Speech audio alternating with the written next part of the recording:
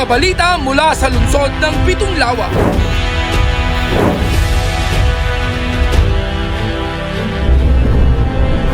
Mga pabatid mula sa alkal sa mga tanggapan ng lokal na pamahalaan at pangnasyonal. Mula sa sangguniang panglungsod, isisiwalat at ilalathala.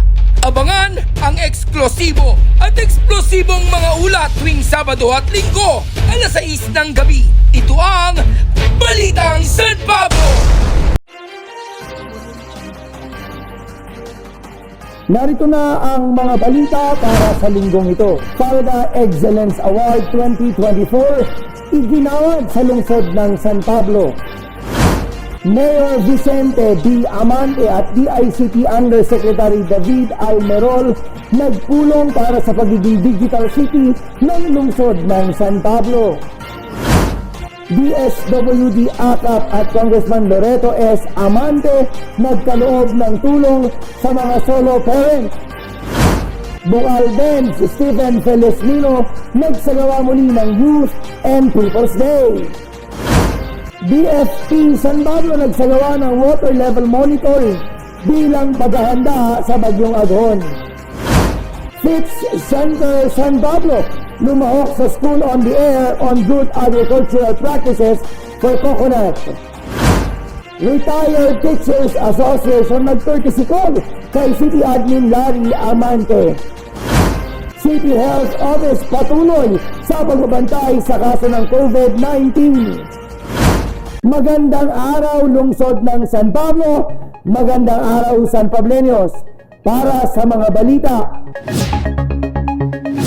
FALGA Excellence Award 2024 iginawad sa lungsod ng San Pablo. Para sa mga detalye narito, si Dean Almanza.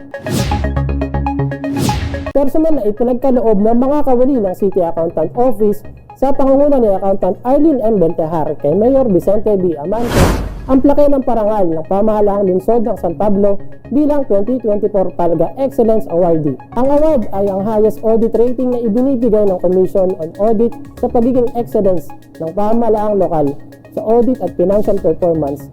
Ang nasabing parangal ay nakamit ng lungsod sa dalawang magkasunod na pagkakataon. Kasama rin sa nasabing pagbisita si Executive Secretary to the Mayor Christine A. Picasso, CIO Dean Almanza, Balitang San Pablo.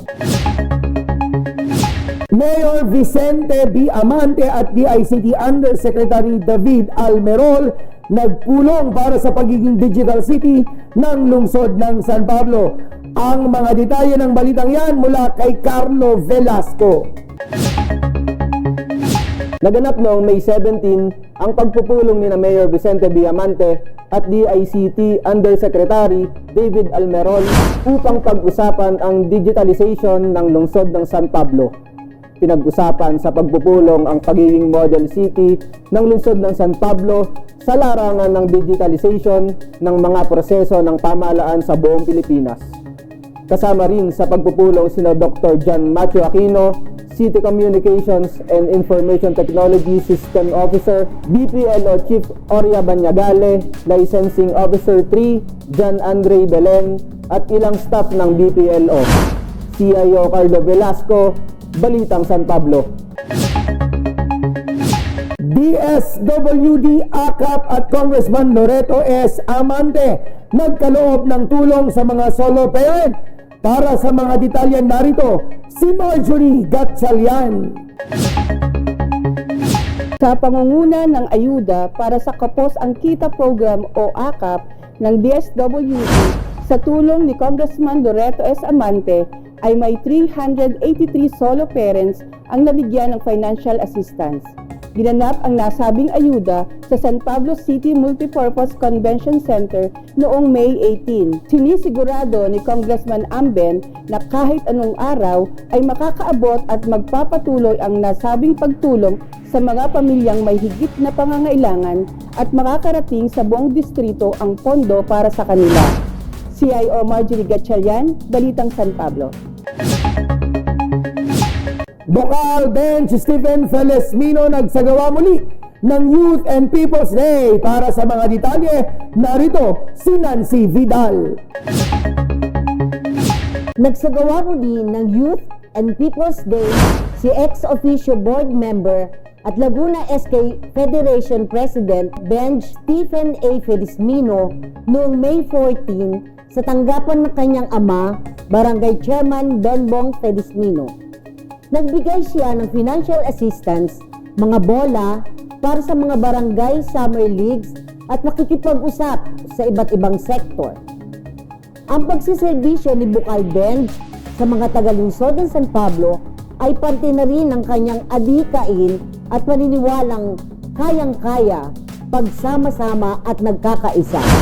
CIO Nancy Vidal, Balitang San Pablo.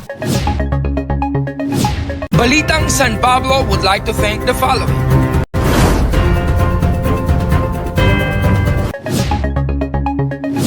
BFP San Pablo nagsagawa ng water level monitoring bilang paghahanda sa Bagyong Agon. Para sa mga detalye narito, si Alan Darwin Favorito.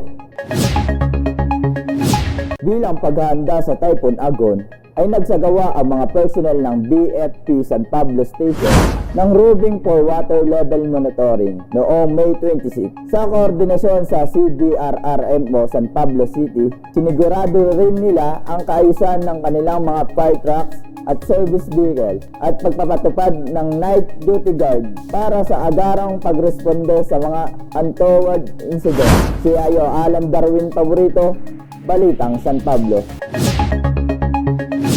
Fitz Center San Pablo lumahok sa School on the Air on Good Agricultural Practices for Coconut. Para sa mga detalye narito, si Ira Diaz.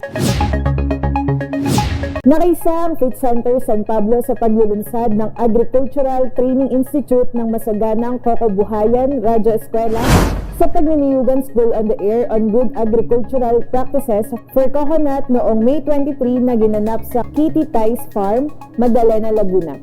Dumalo sa programa sina Dr. Rolando Maninga, Center Director DAATI Calabarzon, Laguna Provincial Agriculturist Marlon Taubias, Regional Manager 3 Bibiano Concebido Jr. ng PCA4A at ang mga kalahok ng mga bayan at mga magniniyog.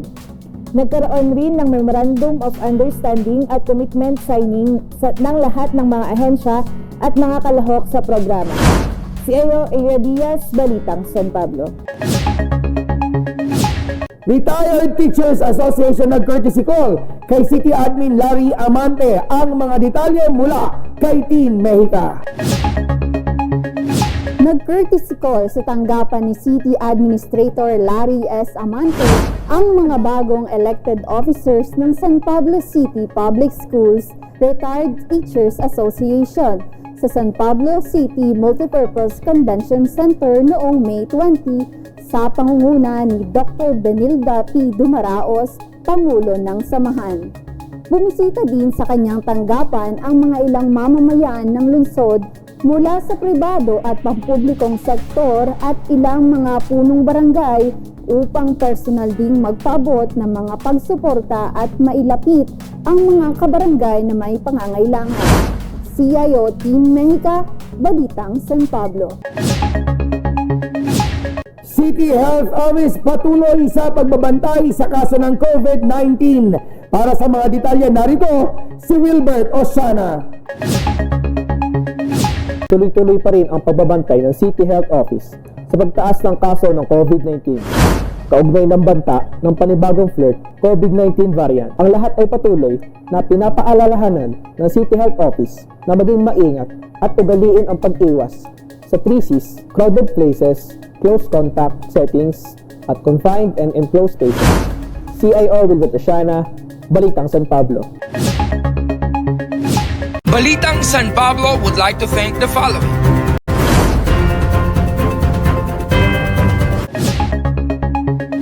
Para sa karagdagang impormasyon ay i-follow kami sa aming Facebook page at City Information Office San Pablo o CIO San Pablo. Mag-subscribe din sa aming YouTube channel at CIO San Pablo.